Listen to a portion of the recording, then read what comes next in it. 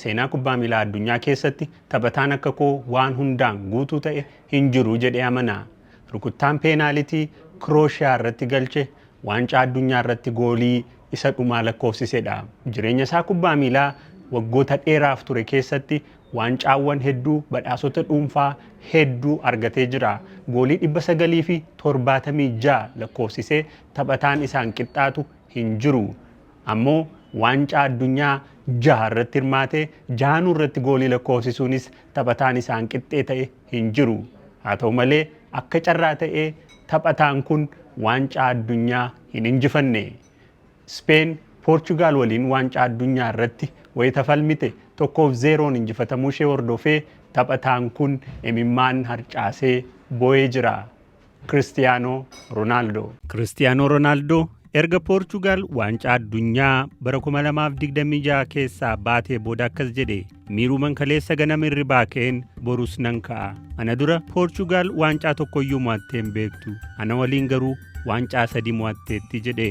Waanan danda'u hundayyuu godheera. Anaaf waancaan Awurooppaa bara 2016 akka waancaa addunyaati jedhe. Lo que gané la selección fue 2016. Que para mí tiene la misma dimensión que un mundial, sinceramente. Por eso. Ronaldoon dorgommii waancaa addunyaa kana booda sooroma akka ba'u dubbatee jira. Taphattoota ciccimoo gareen Poorchugaal qaburraa akka ka'e tarii Cristiano Ronaldo bara kana waancaa addunyaa injifatee seenaa isaa guutuu akka godhu abdatee ture. Ammoo sun hin taane.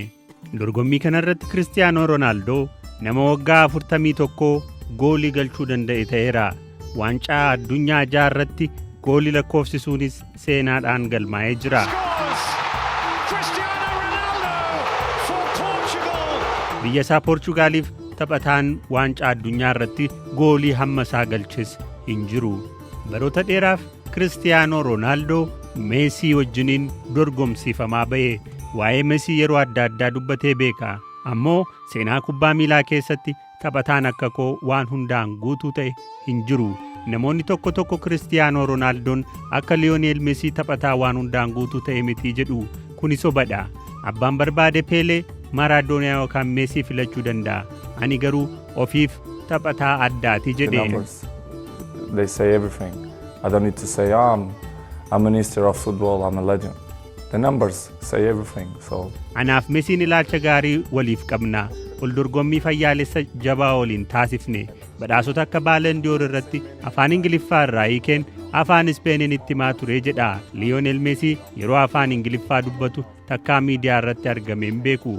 Yeroo Real Madrid keessa ture yoon tarii kubbaa galchii ta'uu dandeessu hin galchiin hafe yookaan yoon rukuttaa peenaalitii dhabe baay'een ofitti aara ture. Akkan dogoggora homaa hojjedhu ofiif hin eeyyamu jedha. Cristiano Ronaldo amma Saudi Arabiyaa kilaba Al Nassriif kataphatu Cristiano Ronaldo gannaa 41 booddee lakkoofsa goolii bara jireenya isaa lakkoofsise 1000 ga'ee sooroma ba'uu karoora qaba. Amma 976 lakkoofsisee jira. Osoon kubbaa dhaabeeyyuu seenaan koo waan jiruuf sooroma ba'ee hin jedhamu waan yeroo hunda yaadatamu hojjedheeraa jedha. Cristianoon galchii 1000 lakkoofsisuu nan yaala. Garuu yoo hafes waan hanga kana na dhiphisu miti jechuunis dubbatee beeka. Deeggartootni Baarseloonaa baay'ee na jibbu, na arrabsu, natti iyyu. Ani garuu kaampinuutti taphachuu nan jaalladhas jechuun dubbateera. Ofii Cristiano Ronaldo kubbaa miilaatiin gamasitti jireenya akkamii qaba?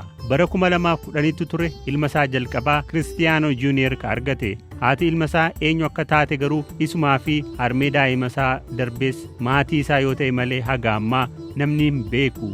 Ani abbaa gaarii ta'ee fi guddisaan jira ka jedhu Ronaldoon yeroo adda addaatti gaafatamee deebii hin kennine.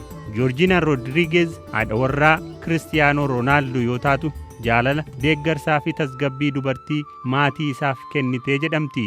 Georginaan lammii Speen yoo taatu ofiishees moodeelii beekamtuudha. Akka Georginaa kan isa tasgabbeessee fi jaalalaan isa boojee waliin ture garuu hin jiru. Ronaldoon shaakallii jabaa gochuun dhiiqiin taphatudha. Galchii lakkoofsisuu fi mo'achuu jaalata. Kanaaf yeroo gareen isaa mo'amu yookaan qabxii caalamu hedduu mufachuun Cry Baby jedhamees beekama. Bara 1985 Poorchugaal odola Maandeeraa irratti dhalate. Maatii isaaf quxisuudha. Umriin isaa ganna 12 yeroo jiru rakkoorraa akka ka'e bakka maakdoonaald gurguramutti nyaata kadhatee beekaa, beela'ee rakkatee beekaa. Ofii Kiristiyaanoon akkamiin milkaa'ina guddaa kanarra ga'e. Abbaan Roonaaldoo bara 2005 sababa dhugaatii alkoolii irraa kaka'ee dhibee turuun qabamuun lubbuun isaanii darbee. Roonaaldoon ijoollummaan tapha kubbaa miilaa jalqabee garuu yeroo umuriin isaa waggaa 15 guutu dhibee onneen qabamuun tajaajilli baqaqsanii yaaluu kennameefii ture. Bara 2003 yeroo umuriin isaa waggaa 18 ta'u Sporting Lisbon irraa paawundii miliyoona 12.2 ta'uun Manchester United gale. Yeroos taphataa qaalii umurii xiqqaan bitame jedhamuun hedduu faarfame. Umurii isaa waggaa 23 badhaasa Baaliyoon Door jalqabaa isaa mo'ate. Lisbon, Manchester United, Real Madrid, Juventus keessatti taphataan maqaa guddaa addunyaa kana irratti horate Cristiano Ronaldo tibba kana waancaa addunyaa irratti milkaa'ina argachuu hawwu osoo hin argatiin soorama ba'uun deeggartootaa fi jaallattoota isaa akkasumas Cristiano Ronaldo onnee cabse. Ispoortessaa qabeenya biiliyoonaan horate ka jalqabaa ta'uun ka galmaa'e Cristiano Ronaldo seenaa kubbaa miilaa ammayyaa keessatti simboo guddaa horateen garuu baroota dhufan hedduudhaaf yaadata.